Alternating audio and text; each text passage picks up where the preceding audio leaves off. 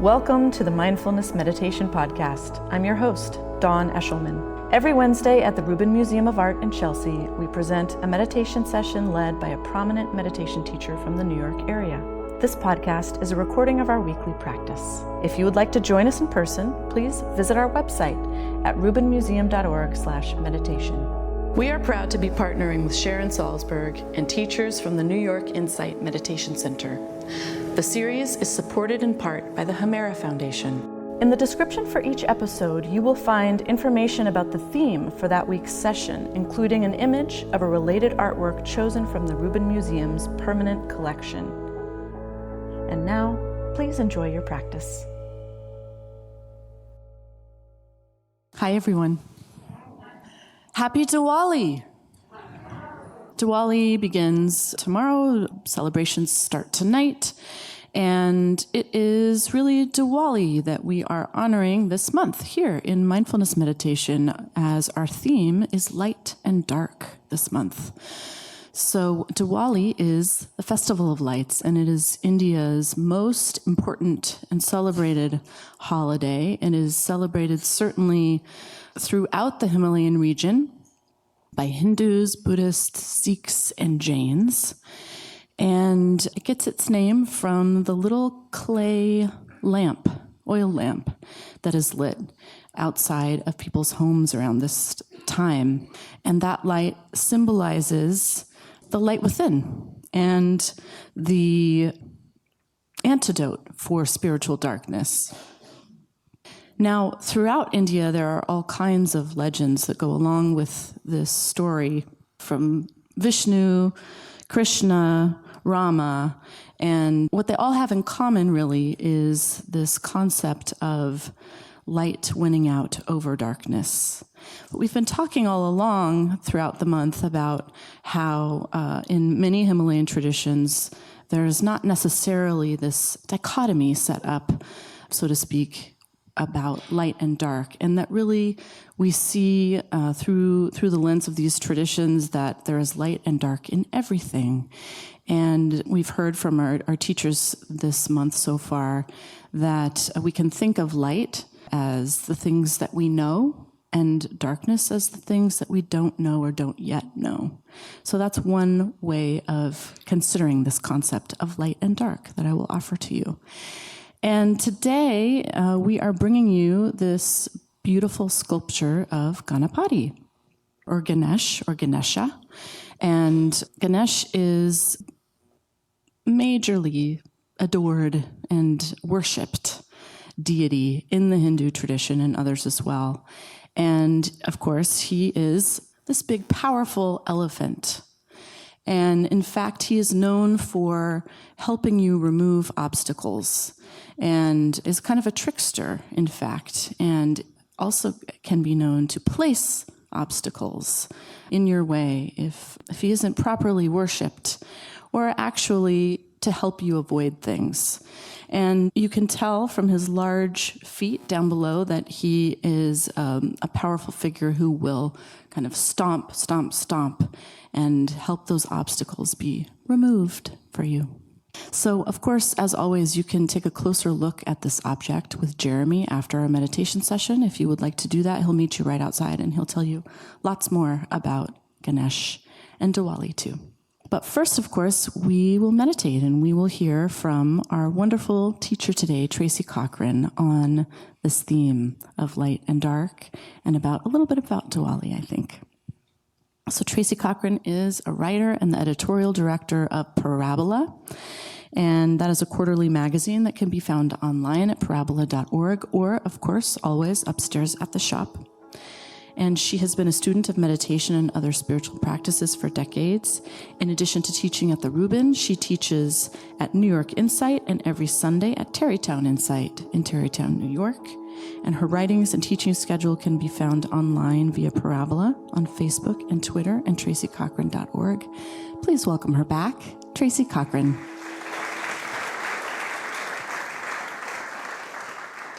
I'm very happy to be back. I've missed you. And it's wonderful to sit under this magnificent elephant. who is known by various names, including in the West Horton. And so it's interesting, the Festival of Lights, because everything in me is leaning towards autumn, towards darkness. I don't know about you guys, but it's interesting because the dark days are coming. And yet, so many people, including myself, say, this is my favorite time of year. The changing leaves, they're not so bright this year. And it's not just the leaves and the pull of the apple cider donuts. It's something else, because the dark days are coming, but there's this little thrill of expectation. No matter how old you are, or scientific, or secular Buddhist, no matter what you know yourself to be, you also know that Halloween is coming, right? And that something marvelous might happen. Something might come out of that darkness. It's like there's something in the body that stirs. So in ancient Celtic times, we're approaching the festival called Samhain, which is commonly linked to Halloween. And it's the festival that separates the light time of year from the dark time of year. And in ancient Scotland, I read, people, and not just in Scotland, but throughout Celtic lands, people would call this the thin time, the time of year when other presences from other realms and other worlds could make themselves known.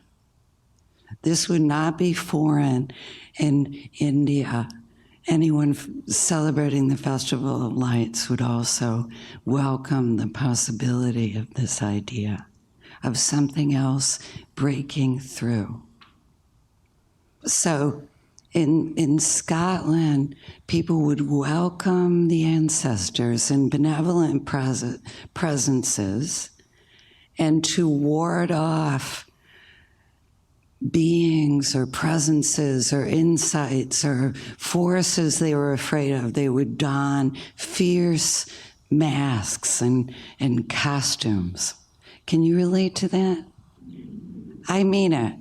I in preparing for this and thinking about how the light appears in the darkness, I'm thinking about lying in bed at night. Have you ever had a day where you're lying there and you're thinking back at the momentum of the day and thinking, what was that about? What was that all about? That you have this energetic experience of having gone from one thing to another thing to another thing, whipping along like a leaf on a stream. Have you ever felt that way? And somehow it all happened without you in a weird way. So you can be frenetically busy, but you have this haunted sense that it happened without you. And you can get very panicky in that moment and very fierce. Or you can get, in my case also, kind of ferociously self-pitying as a defense. So you're lying there, if you're me, I'll use I statements, thinking, my life sucks. I'm not saying you've ever felt this way, but I hate being this old. And I'm telling you, you can have that feeling when you're looking at turning 30 or 40 or 50 or 60 or 70 or so on. There's the same feeling that life is going by without your consent, right? That you did not agree to this. You did not agree to this turning, that this looming thing.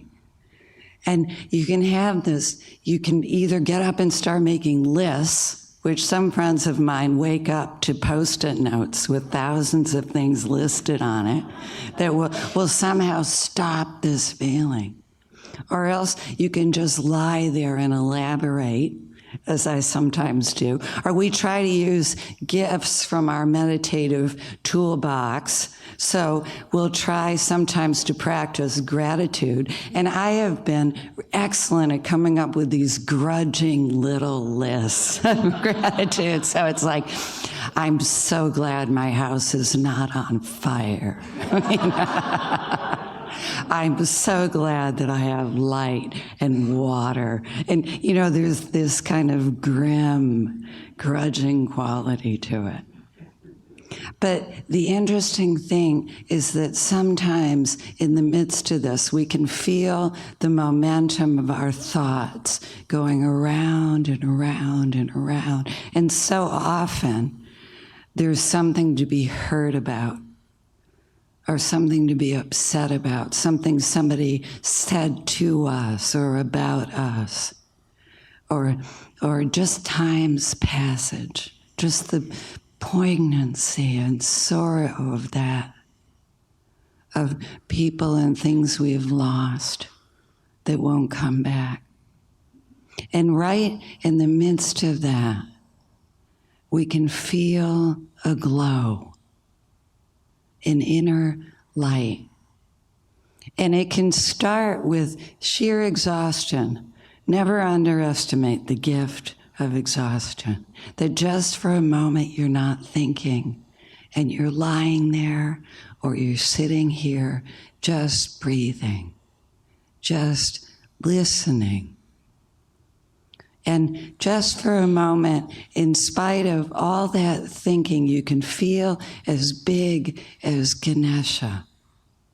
I love that feeling when I sit. That one of the beautiful aspects of that elephant is his size, or her size. We remember the size of this life, that we're breathing, that we're alive, that we're more than our stories. And we might remember our connection with other people.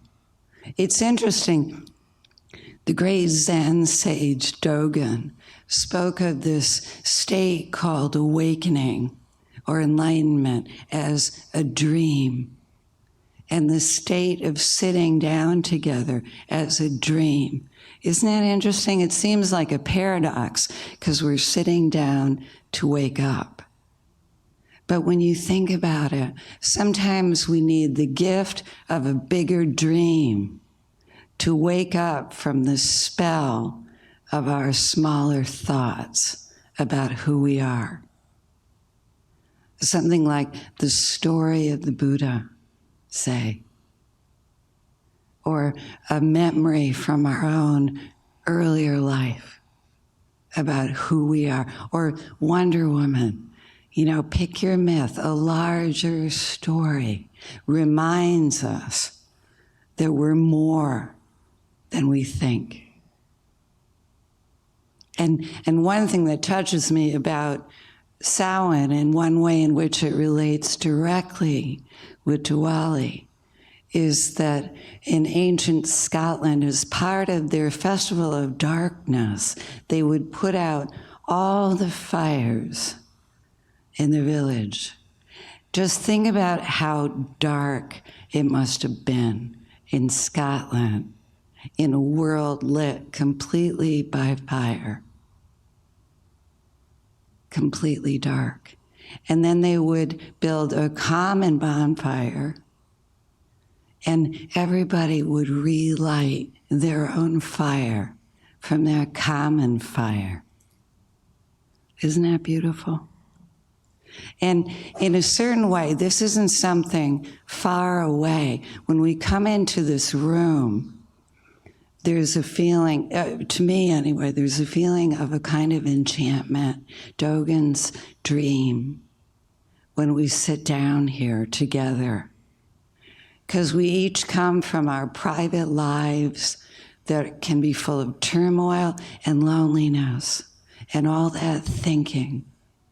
And we sit down together and we feel the momentum of that from the body. Even before we start to sit, we start to remember together this life in the present moment that we share. It's unknown to us most of the time. I remember when I was in high school, this is the last thing I'll share because you came here to sit and not listen to me. But I remember turning my bedroom into this psychedelic sanctum that I wanted to be separate from the rest of the house. And I was born a little too late to actually be a hippie, which I mourned so much. So I got my father to get me a 3-foot-long black light, which he very kindly installed. And so my room could be awash with this magical purpley glow. And I had all these day glow posters. Some of the older people in here might remember day glow. And I had like trippy forests. And I had Jim Morrison beckoning to me in this kind of molten sunset colors. And I had mandalas, or what I thought were mandalas. I had never seen one in northern New York. Things like they have in this gorgeous museum. And what I was hoping for was to kind of stage manage or create circumstances where I could take a journey to a place that was more than my mind, more connected. So, of course, I read Siddhartha by Hermann Hesse and Carlos Castaneda and very slow, just leaving that there for now. In other ways, tried to find this place. Until I slowly came to realize that we find it when we sit down. When we sit down and we dare to drop out of our heads into the unknown of this moment, of our experience right now, alive and breathing. So let's take our seat and see for ourselves. So we take a comfortable seat with our feet planted firmly on the floor and our backs straight, stretching upward. And we allow our eyes to close. Some people aren't comfortable with closed eyes, so they can gaze at the floor in front of them. But closed eyes is a help, if you can, to turn the gaze inward, to turn the attention to your own experience right now. So take an impression of this body, a global impression, without stressing or straining or trying to make it more or thinking about it. Just notice the body in the room as you find it today.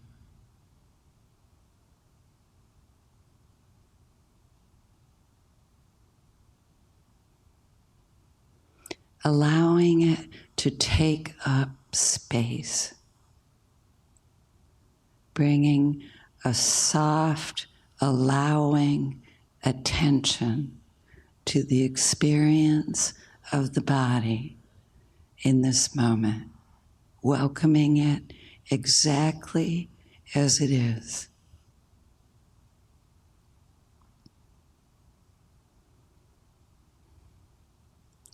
Noticing how bringing the attention to the body in this moment begins to relax it, soften it.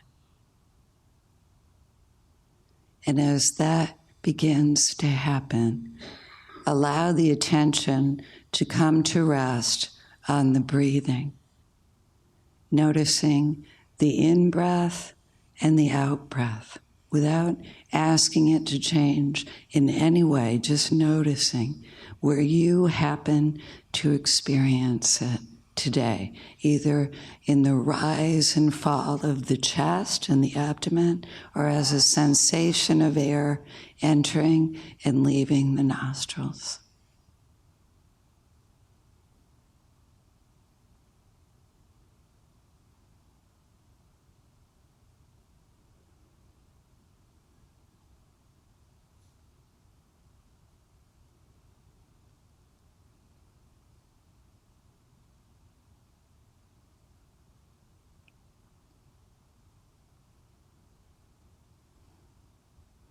Notice all kinds of sensations are happening, and fleeting tensions, thoughts, pictures, all kinds of things. And we allow it to be exactly the way it is, without judgment and without comment, even about our judgments.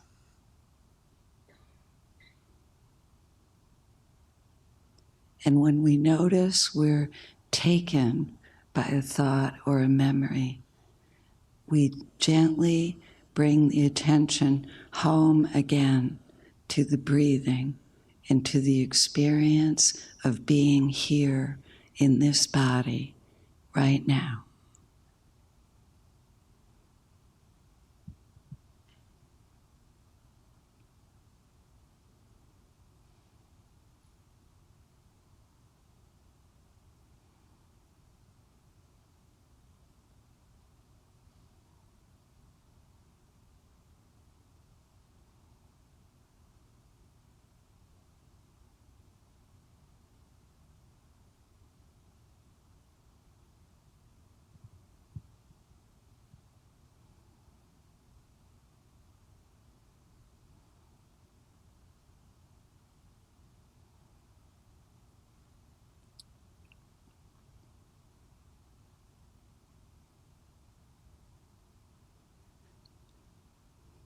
Noticing as we begin to relax and make this movement of return to the breath and the sensation of being present, that there is a light of awareness in us that isn't separate from the sensation of being here. It's a seeing, not thinking, a receiving.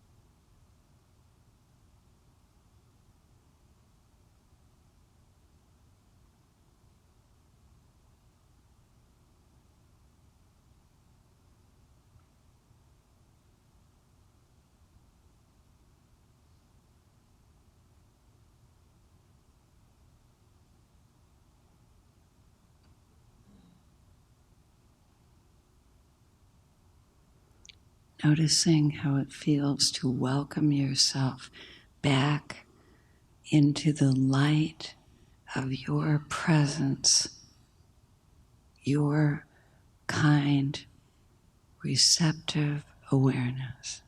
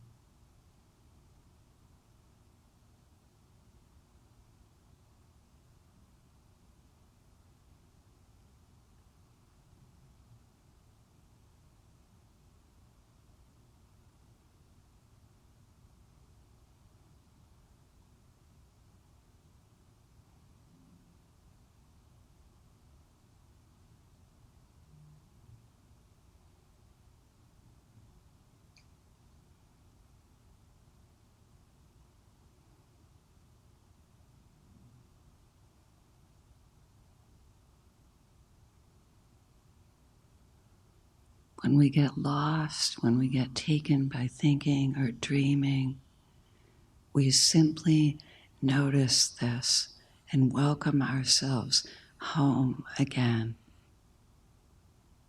to the light of an awareness that isn't thinking or judgment.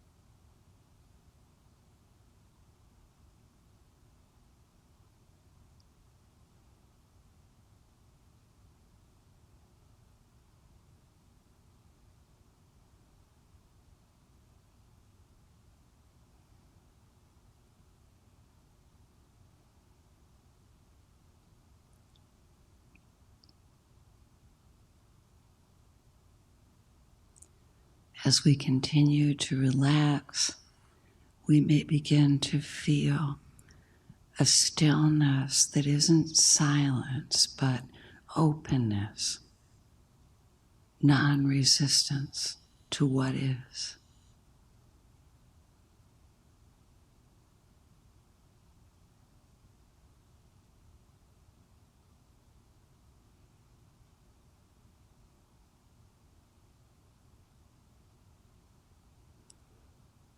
We allow things to arise and pass away.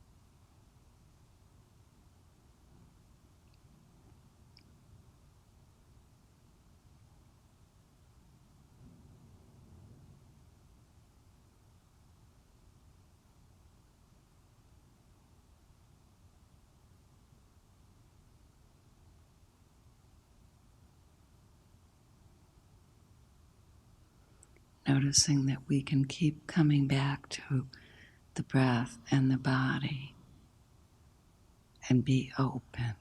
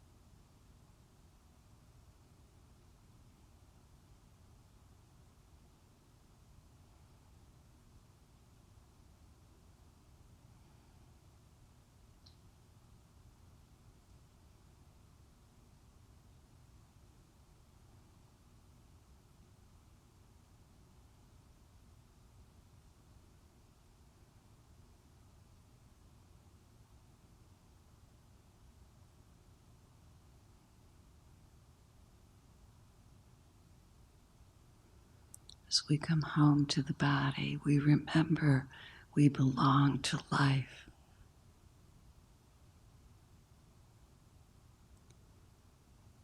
Supported by forces known and unknown.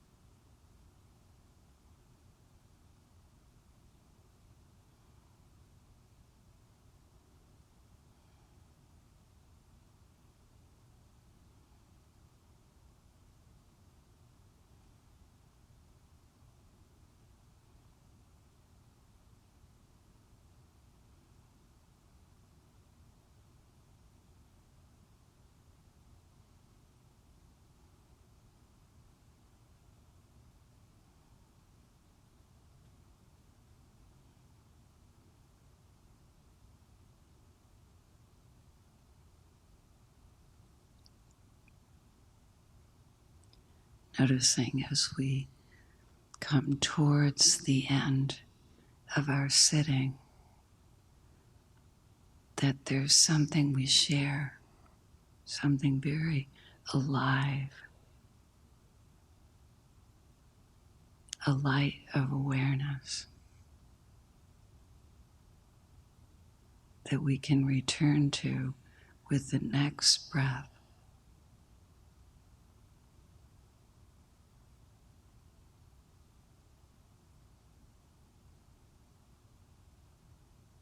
An awareness that isn't separate from the sensation of being here in this body.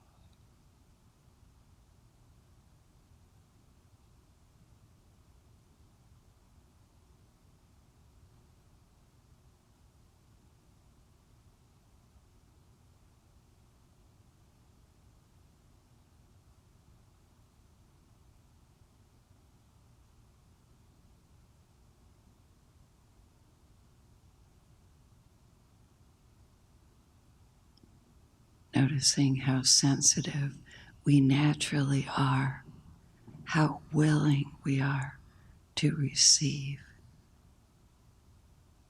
to respond to life.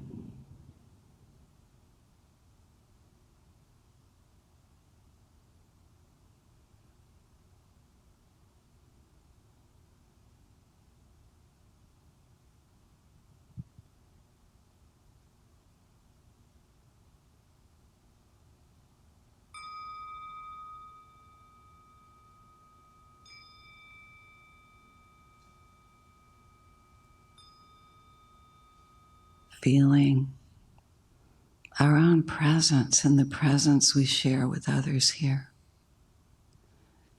Feeling grateful for this light inside, this life.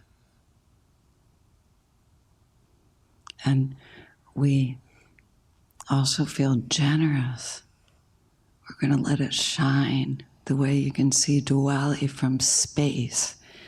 We're going to let this room be seen from space. May we share our light with all beings everywhere, without exception. May all beings everywhere, including ourselves, be safe from inner and outer harm and danger. May they all find refuge. May they all find peace and wellness and happiness and freedom. Thank you.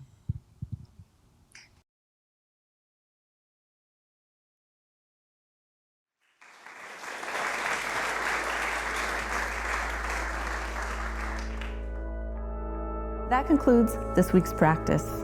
If you'd like to attend in person, please check out our website, rubinmuseum.org/meditation, to learn more. Sessions are free to Rubin Museum members, just one of the many benefits of membership. Thank you for listening. Have a mindful day.